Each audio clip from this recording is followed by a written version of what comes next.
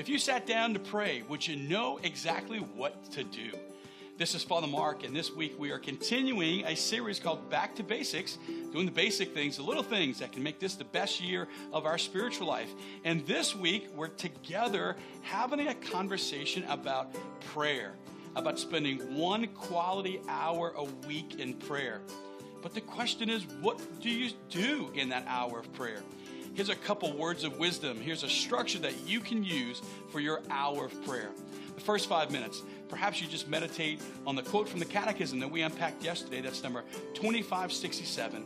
Remind yourself in those first 5 minutes who you're speaking to, the fact that God's already there and that He's pursuing you. In the next 5 minutes, minutes 5 to 10, look inside your heart. Ask yourself, what do you really want from God? Share that desire with God, and the more specific you are in your desire, the more specific you'll be in receiving that from Him.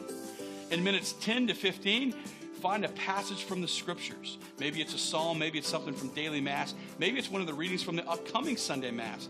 But find a piece of Scripture and pray with it, not only once, but maybe 2 or 3 times, and pay attention to what line, what word or phrase tugs at your heart. In minutes 15 to 25, think about your life and the reality of your life, and how is that word or phrase speaking to you in the practicalities of your life. In minutes 25 to 35, talk to God as you were talking to a real person. As Exodus says, that Moses would speak to the Lord as one man speaks to another. Share your heart with the Lord. Tell Him everything that's there. Next 10 minutes, minutes 35 to 45, I want you to listen.